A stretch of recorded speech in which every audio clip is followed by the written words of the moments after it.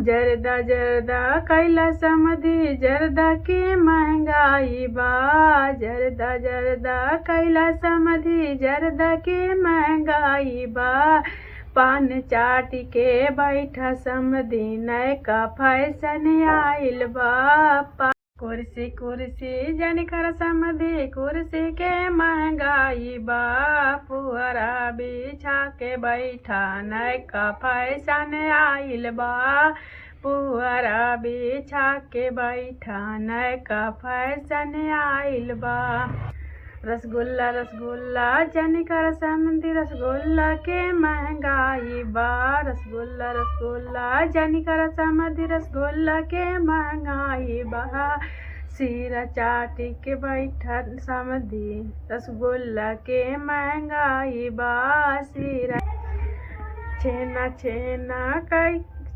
छेना कैला समधी छेना के महंगाई बा। छेना कैला समधी छेना के महंगाई बा। सिरा चाटी के बैठा समधी छेना के महंगाई बा। सिरा चाटी के बैठा समधी छेना के महंगाई बा। खाना खाना कैला समधी खाना के महंगाई बा। खाना खाना कैला समधी खाना के महंगाई बा। दाल चाटी के बैठा समधी खाना के महंगाई बा।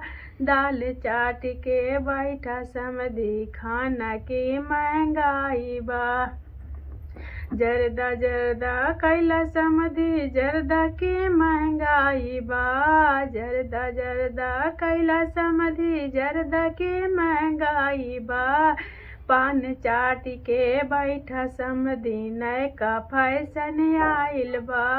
पान चाटी के बैठा समधी नयका फैशन आइल बा। हेलो दोस्तों, मैं सुगंधा यादव बोल रही हूँ। आप लोग कैसे हो? मैं बिल्कुल ठीक हूँ। अगर मेरा गाना पसंद आए तो आप लोग चैनल को लाइक शेयर और कमेंट कर दीजिएगा।